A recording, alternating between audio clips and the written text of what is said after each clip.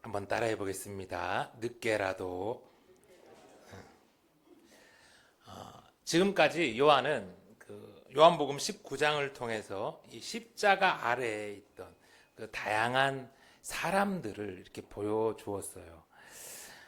그 십자가 아래에는 마치 자기가 하나님인 양 스스로 선악을 규정짓고 급기야 자신의 이익을 위해서 무지한 예수님을 십자가에 못 박아 죽인 대제사장 안나스와 가야바가 있었고, 또 예수님이 무죄한 줄을 뻔히 알면서도 자신의 출세와 이익을 위해서 예수님을 때리고 모욕하고 마침내 십자가에 못 박은 총독 빌라도도 있었고, 그리고 죽어가는 그 예수님 아래에서 그저 자신의 하루 술값 챙기기 위해서 그 옷을 나누어 갔던 로마의 군인들이 있었죠. 그리고 힘 있는 그들에 의해서 하나님의 아들 예수가 힘없이 십자가 위에서 죽어갈 때 역시 아무것도 하지 못한 채 그저 예수님을 바라만 보아야 했던 힘없던 내 여인과 또 가장 어린 제자가 거기 있었어요. 모든 게 다 끝나버린 것 같았죠. 그런데 그러지 않았습니다. 창세기 3장 15절에 내가 너로 여자와 원수가 되게 하고 내 후손도 여자의 후손과 원수가 되게 하리니 여자의 후손은 내 머리를 상하게 할 것이요 너는 그의 발꿈치를 상하게 할 것이니라 하셨던 그 하나님의 그 말씀대로 예수님은 십자가에 달려 죽으심으로 아담과 하와가 에덴 동산에서 죄를 처음 짓고 나서 예언된 그 하나님의 인류 구원의 계획을 이루셨어요. 마귀는 동정녀의 후손인 예수님의 발꿈치를 상하게 했지만 예수님은 십자가에 죽으심으로 마귀의 머리를, 죄와 사망의 권세를 십자가에서 깨트리셨어요. 할렐루야. 그리고 예수님은 십자가에 달려 죽어가는 그 고통스러운 순간에도 한 가지를 우리를 위해 더 하셨죠. 바로 십자가 아래에 남아있던 어머니 마리아에게 요한을 아들이라 부르게 하셨고, 또 요한에게는 마리아를 어머니라고 부르게 함으로 새로운 하나님 나라 가족 공동체가 되게 하셨어요. 말씀하신 대로 십자가에서 죽으신 예수님은 사흘 만에 부활하셨고 또 승천하셨어요. 그리고 약속하신 성령님을 이 땅에 보내주심으로 이 땅에는 새로운 하나님 나라 공동체, 교회가 시작되었습니다. 교회를 통해서 예수 그리스도의 복음이 예루살렘과 온 유대와 사마리아와 땅끝까지 퍼져나갔고, 그렇게 시간이 흐르면서 그 복된 소식이 마가에 의해서, 마태에 의해서, 누가에 의해서 복음으로 하나둘 기록되었어요. 그렇게 또 시간이 흘러서 이제 마지막 남은 요한이 다시 요한복음을 기록하게 되었습니다. 그런데 요한이 복음을 다시 기록할 그때는 로마의 극심한 핍박으로 인해서 순교당하는 이들이 늘어나고, 또 그로 인해 아들과 딸들을 잃고 홀로 남겨진 어머니들이 교회에 참 많아질 때였어요. 그래서 요한은 오늘 예수님의 십자가 사건 속에서 예수님이 홀로 남겨진 어머니 마리아를 부탁한 사건을 다시 한번 상기시키며, 오늘 교회도 이 땅에 남겨진 어머니들을, 아버지들을, 그리고 힘없는 자들을 예수님의 어머니처럼 그렇게 우리가 가족 공동체로 돌보자고 하는 거예요. 그런데 예수님이 달려 죽으신 그 십자가 아래에 또 한 부류의 사람들이 있었습니다. 38절 아리마대 사람 요셉은 예수의 제자이나 유대인이 두려워 그것을 숨기더니 이 일 후에 빌라도에게 예수의 시체를 가져가기를 구하매 빌라도가 허락하는지라 이에 가서 예수의 시체를 가져가니라. 만약에 십자가에 달린 우리 예수님의 시신을 아무도 수습하지 않고 아무도 장사 지내지 않았다면 십자가에 처형당한 그 수많은 사람들처럼 예수님도 어디 길가에 그렇게 버려져 있었을지 몰라요. 그리고 사흘 뒤 부활하신 예수님, 생각만 해도 끔찍한데 다행히 그런 일은 벌어지지 않았죠. 아리마대 사람 요셉이 예수님의 시신을 수습하고 장사를 지냈습니다. 그래서 교회는 그의 일을 높이 평가하며 사복음서가 모두 그가 한 일을 기록으로 남기고 교회가 기억하게 해요. 먼저 그는 아리마대 사람이었어요. 아리마대는 이 예루살렘 북서쪽에 이렇게 있는 지역으로 그는 아마 그곳에서 태어났거나 아니면 그 지역을 대표하는 사내들인 공회의 공의원이었던 것으로 보여요. 지금으로 보면 아리마대 지역구 국회의원인 것이죠. 그랬기에 그는 빌라도라는 총독 앞에 당당하게 이렇게 나갈 수 있었던 것 같아요. 마태는요, 그에 대해서 이렇게 말합니다. 마태복음 27장 57절. 저물었을 때에 아리마대의 부자 요셉이라는 사람이 왔으니 그도 예수의 제자라. 빌라도에게 가서 예수의 시체를 달라 하니 이에 빌라도가 내주라 명령하거늘. 이 마태는요, 이 아리마대 요셉을 이렇게 소개하면서 맨 먼저 안드로포스 플러시오스, 부유한 사람 요셉이라고 합니다. 이 당시 유대의 최고 의결 기구이자 사법 기구인 산헤드린 공회 의원이라는 것을 소개하는 것보다도 더 먼저 그가 큰 부자였음을 강조하고 있는 거예요. 당시 유대인들의 장례 문화는요, 이 동굴을 이렇게 무덤으로 삼고 그곳에 죽은 이의 시체를 이렇게 넣어두었습니다. 그리고 1년이 지나서 그 시체가 다 썩고 나면 다시 가족들이 와가지고 그 시신의 뼈를 수습한 다음에 작은 항아리에 이렇게 넣고 그 항아리들을 그 굴에 대대로 이렇게 보관했어요.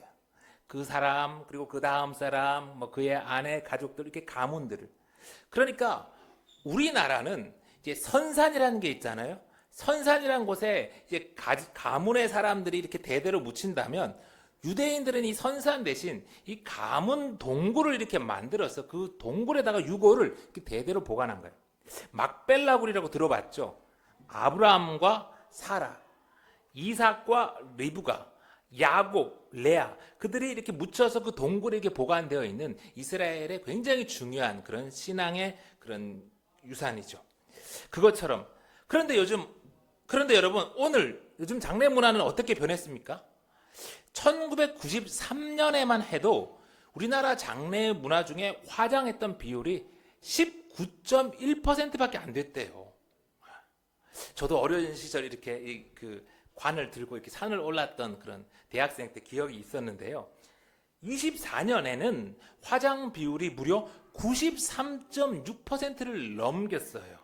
갈수록 점점 더. 왜 이렇게 화장 비율이 높아졌을까요? 간단합니다. 더 이상 무덤으로 쓸 땅이 없는 거예요. 그래서 대부분의 사람들이 화장을 하고 낙골 땅에 들어가거나 그것도 여의치 않으면 그냥 뿌리게 되는 거예요. 산 사람이 누울 땅도 부족하니까 이 화장 문화는 자연스러운 거죠. 지금도 그렇지만 당시 예루살렘 근처에 한 가문이 이렇게 무덤으로 쓸 수 있는 동굴은 아주 귀했고 보통 비싼 게 아니었어요. 뭐 강남 아파트 못지 않았겠죠. 그런데 이 아리마다에 살던 부자 요셉은 가장 이스라엘 사람들이 좋아했던 예루살렘 성 근처에 바로 자신을 위한 새 무덤을 준비해 두었던 거죠. 그는 그만큼 큰 부자였고 또한 힘 있는 사람이었던 거예요. 같은 사건을 오늘 누가는 또 이렇게 묘사합니다. 누가복음 23장 50절. 공회의원으로 선하고 의로운 요셉이라는 사람이 있으니 그는 유대인의 동네 아리마대 사람이요 하나님의 나라를 기다리는 자라. 그가 빌라도에게 가서 예수의 시체를 달라 하여. 마태가 그가 큰 부자였음을 이야기해서 그런지 누가는요 이번에 그를 뭐라고 하냐면 공회의원인데 선하고 의로운 사람으로 하나님 나라를 기다리는 자라.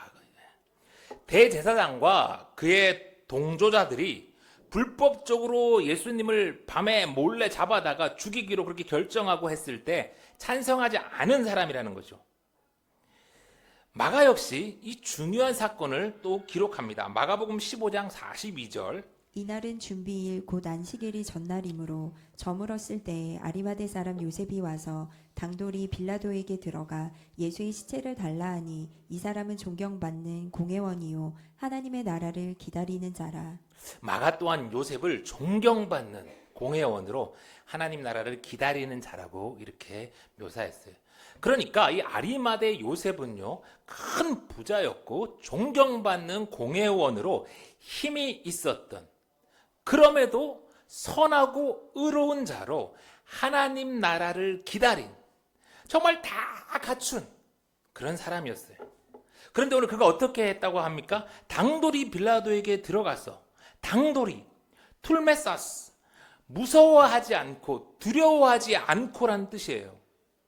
여러분, 아무리 사내들인 공회의 의원이라고 해도요, 이 유대를 다스리는 로마 총독 빌라도한테 가가지고 예수님의 시체를 이렇게 달라고 하는 것은 조심스러운 일, 두려운 일이었습니다. 왜냐하면요, 일반적인 죄인의 시신은 가족이 이렇게 달라고 할 수 있지만 지금 예수님은 유대인의 왕으로 이렇게 패를 붙여놓고 로마의 반란을 일으킨 수괴로 십자가에 처형당한 거니까요.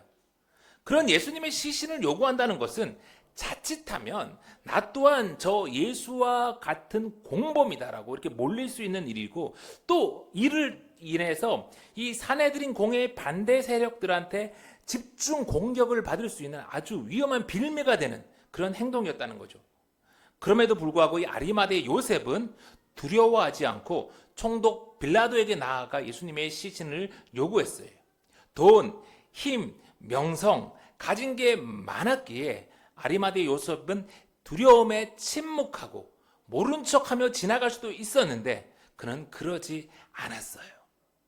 그리고 사복음서는 모두 예수님의 십자가 사건과 함께 이 아리마대 요셉이 예수님의 시신을 수습하고 장사 지낸 이 일을 증거하고 교회가 기억하게 하죠. 그는 참 귀한 분이었던 것 같아요. 그런데요, 오늘 요한은 이 아리마대 요셉에 대해서 우리에게 알려주면서 뜻밖의 일을 한 가지 더 알려줍니다. 요한복음 19장 38절, 아리마대 사람 요셉은 예수의 제자이나 유대인이 두려워 그것을 숨기더니 그 역시 예수의 제자였다. 그런데 그는 유대인들, 대제사장 안나스와 가야바, 그리고 다른 사내들인 공회원들, 다른 힘 있는 자들을 두려워해서 그동안 내가 예수의 제자인 것을 숨겼다는 거예요. 예수가 선포하는 하나님 나라에 대해서 관심은 갖지만 그는 가진 게 너무나 많았기에, 그는 잃을 게 너무나 많았기에 사람들 앞에서 드러내놓고 예수님을 따르지 못한 거예요. 그런데 자기가 보기에 참 선지자 같았고 메시아 같았던 예수가 하루아침에 너무도 억울하게 십자가에 달려 죽어버렸어요. 그를 따르던 제자들은 다 도망가 버렸고 불쌍한 저 예수는 너무도 참혹한 모습으로 시신으로 십자가에 달려 있는 거예요. 그제야 아리마대 요셉은 예수님 공생애 내내 숨어 지내던 자신의 모습을 회개합니다. 그리고 이것을 마지막 기회라 생각하고 용기를 내어서 빌라도에게 나아가 당돌이 예수님의 시신을 요구했고 예수님의 시신을 받아 장례를 치렀어요. 대제사장 안나스와 가야바 그리고 총독 빌라도는 힘을 위해서, 돈을 위해서 무죄한 예수를 십자가에 못 박아 죽이고도 끝내 회개하지 않았습니다. 그러나 아리마대 요셉, 그 또한 힘 때문에, 돈 때문에 자신을 숨겼지만 그는 마지막 기회를 놓치지 않았어요. 대제사장 안나스와 가야바 그리고 총독 빌라도 그리고 아리마대 요셉까지 그들은 모두 다 당시에 힘 있는 자들이었어요. 그러나 그들의 끝은 너무도 달랐어요. 늦게라도 돌이켜 예수님을 위해 나섰던 그 아리마대 요셉은 만왕의 왕, 하나님의 아들 우리 예수님의 시신을 수습하고 장례를 치른 예수님의 제자로 영원히 칭찬받고 있어요. 그리고 오늘 거기에는 두려워서 숨었지만 늦게라도 돌이킨 또 한 명의 사람이 있었습니다. 39절. 일찍이 예수께 밤에 찾아왔던 니고데모도 모략과 침향 섞은 것을 100리트라쯤 가지고 온지라. 이에 예수의 시체를 가져다가 유대인의 장례법대로 그 향품과 함께 세마포로 쌌더라. 니고데모는 요한복음 3장에 일찍이 밤에 예수님을 찾아왔던 율법에 능통한 바리새인 학자였어요. 그 또한 이 아리마대 요셉과 같이 산헤드린 공회원으로 존경받는 사람이었죠. 니고데모 역시 이 아리마대 요셉과 같이 이 로마 식민지 상황과 또 그 속에서 이 성전으로 자기 배만 배불리는 이 대제사장 안나스와 가야바 때문에 괴로워하면서 하나님 나라를 간절히 기다렸어요. 그래서 그런 기대 속에서 예수님을 찾아갔고 예수님을 만났어요. 그러나 그 또한 이 아리마대 요셉과 같이 자신이 가진 것 때문에, 자신이 잃을 것 때문에 드러내놓고 예수님을 따르지 못했어요. 그래도 그는 산헤드린 공회에서 예수님을 잡아서 죽이려고 할 때 요한복음 7장 50절을 보니까 그 중에 한 사람 곧 전에 예수께 왔던 니고데모가 그들에게 말하되 우리 율법은 사람의 말을 듣고 그 행한 것을 알기 전에 심판하느냐. 그래서 용기를 내어가지고 그 공회에서 예수님을 변호하는 말을 하기도 합니다. 그러나 그것이 다였어요. 그렇게 멀리서 예수님의 공생애 내내 지켜만 보고 있었는데 그만 하루아침에 순식간에 예수님이 십자가에 달려 죽어버린 것이죠. 마음이 아프고 후회가 밀려왔습니다. 그런데 평소 가깝게 지내던 이 아리마대 요셉이 그날 마치 뭐에 홀린 듯이 총독 빌라도에게 나아가 당돌이 예수님의 시신을 달라고 하는 거예요. 그제서야 니고데모도 정신이 번쩍 들었습니다. 더 이상 머뭇거리고만 있다, 후회만 하다 죽을 수 없다 생각이 들었어요. 그렇게 늦게라도 니고데모는 아리마대 요셉과 함께 예수님의 장례를 치르기 위해 몰향과 침향 섞은 것 100리트라를 가지고 예수님의 장례를 치르러 가요. 100리트라는 약 30에서 한 35kg 정도 되는 거예요. 요한복음 12장에서 이 베다니 마리아가 예수님께 부은 이 향유 옥합, 그 작은 향유 옥합이 300데나리온, 1년의 연봉 정도의 그런 가치였는데 오늘 이 니고데모가 예수님의 시신에 부은 이 30kg, 이 어마어마한 향품은요, 당시 왕의 장례식 때나 사용될 만한 그 정도의 어마어마한 가치의 그런 향품이었던 것이죠. 41절. 예수께서 십자가에 못 박히신 곳에 동산이 있고 동산 안에 아직 사람을 장사한 일이 없는 새 무덤이 있는지라. 이날은 유대인의 준비일이요 또 무덤이 가까운 고로 예수를 거기 두니라. 3년 내내 따라다니던 큰소리 치던 제자들이 다 도망가 버려서 저 나무 위 십자가에 달린 예수님의 시신을 이제 어떻게 해야 되나, 어떻게 장례를 치러야 되나 걱정하고 있었는데 늦게라도 숨어만 있던 자신의 인생을 회개하고 늦게라도 예수님을 진정한 왕으로 인정하고 대접한 아리마대 요셉과 니고데모가 예수님을 유대인의 왕으로 장례를 잘 치러드렸어요.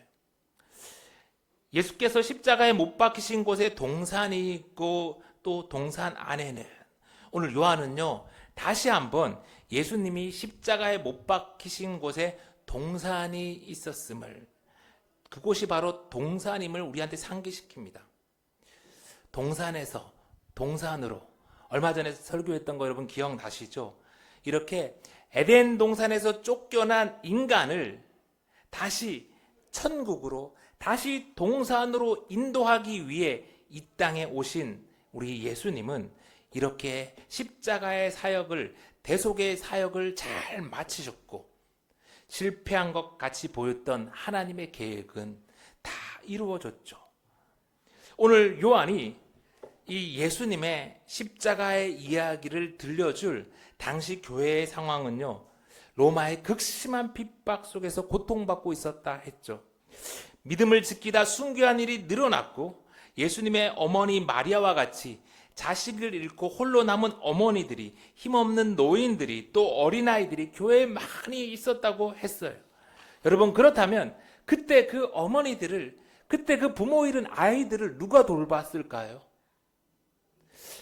평소에 드러나지 않았던 이 아리마대 요셉과 같은 이가, 이 니고데모와 같은 이들이 예수님의 몸된 교회를 위해서 자신의 새 무덤을, 자신의 값비싼 모략과 침향을 드렸던 것 같아요. 지금도 그와 같은 이들로 인해서 교회는 어려움을 이겨내고 여기까지 이어지고 있어요. 아리마대의 요셉과 같이 자신의 소중한 미래를 드린 이들, 니고데모와 같이 자신의 값비싼 현재를 드린 수많은 하나님의 사람들로 인해서 교회는 2000년간 이어졌고, 무엇보다 우리 예수 생명교회도 여기까지 오게 되었어요. 그러니 여러분, 세상 어떤 교회도 지금 우리가 크고 잘 나간다고 자신을 뽐내고 자랑해서는 안 돼요. 자신의 생명을 십자가에 내어주시면서 그렇게 이 땅에 교회를 세우신 예수님과, 또한 예수님의 몸된 교회를 위해서 자신의 소중한 것을 드린 믿음의 선배들에게 우리는 항상 감사하며 겸손해야 합니다. 그리고 그 길을 본받아 걸어가야 하죠. 이렇게 요한은 늦게라도 자신의 것을 드린 두 사람을 통해서 예수님의 장례가 잘 마쳤음을 보여주었죠. 그런데 여러분, 요한복음에는 예수님의 장례를 위해 자신의 소중한 것을 드린 또 한 명의 존귀한 사람이 있었어요. 누구였죠? 요한복음 12장에 예수님께 향유 옥합을 부었던 바로 베다니 마리아였어요. 베다니 마리아, 그는 작고 정말 가난한 동네 베다니에 살던 정말 힘없는 여자였죠. 힘 있는 사람, 이 아리마대 요셉이나 니고데모와는 극과 극에 비교할 수 없는 그런 사람이었어요. 힘 있는 아리마대 요셉과 니고데모가 어마어마한 양을 예수님께 내어드린 것에 비해서 힘없는 이 베다니 마리아는 그저 작은 향유 옥합을 드렸을 뿐이에요. 여러분, 그런데 그들 중에 누가 예수님께 더 칭찬받았습니까? 마가복음 14장 8절에 보니까 그는 힘을 다하여 내 몸에 향유를 부어 내 장례를 미리 준비하였느니라. 내가 진실로 너희에게 이르노니 온 천하에 어디서든지 복음이 전파되는 곳에는 이 여자가 행한 일도 말하여 그를 기억하리라 하시니라. 베다니 마리아도, 그리고 아리마대 요셉과 니고데모도 둘 다 자기가 할 수 있는 최선을 다해서, 힘을 다해서 예수님께 드린 거는 같아요. 그런데 베다니 마리아만 칭찬받았어요. 왜 그래요? 그 차이는 아무리 둘러봐도 하나밖에 없는 것 같아요. 베다니 마리아는 예수님이 살아계실 때 드렸으니까. 살아계실 때 드렸으니까 살아계신 예수님께 칭찬을 들은 거예요. 물론 부활하신 예수님이 나중에 아리마대 요셉과 니고데모도 찾아가가지고, 요셉아 참 고맙다, 니고데모야 참 잘했다라고 하셨을 것 같아요. 그런데 그 이야기는 성경에 기록되지는 않았어요. 오직 베다니 마리아가 예수님을 위해 살아있을 때 향유 옥합을 깨뜨려 드렸던 것을 기록하게 한 것으로 보아 예수님이 베다니 마리아를 훨씬 더 기뻐하셨던 것 같아요. 사랑하는 성도 여러분, 그러니 이왕 여러분 예수님께 드린다면 아리마대 요셉보다는 이 베다니 마리아처럼 기회를 놓치지 않고 예수님께 드림으로 칭찬받는 우리가 다 되었으면 좋겠습니다. 이제 말씀을 마쳐요.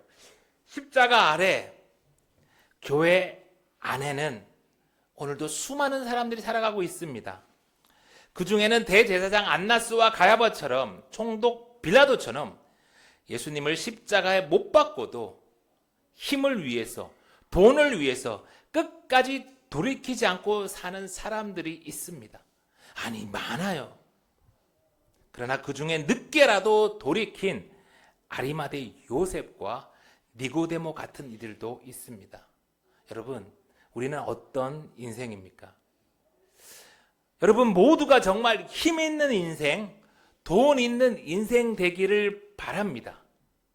그러나 그 힘 때문에, 그 돈 때문에 예수님을 만났음에도 그냥 돌아가 버린 부자 청년처럼 되진 맙시다. 그 힘 때문에, 그 돈 때문에 예수님을 십자가에 못 박은 안나스와 가야바, 그리고 빌라도처럼 그렇게 살진 맙시다. 살아있는 한 돌이킬 기회는 있습니다. 늦게라도 아리마대 요셉처럼, 니고데모처럼 돌이키는, 늦게라도 우리를 위해 십자가에 죽으신 예수님을 더욱 사랑하는, 늦게라도 예수님께 우리의 미래와 우리의 현재를 드리는 예수 생명교회 다 되기를 간절히 소망합니다.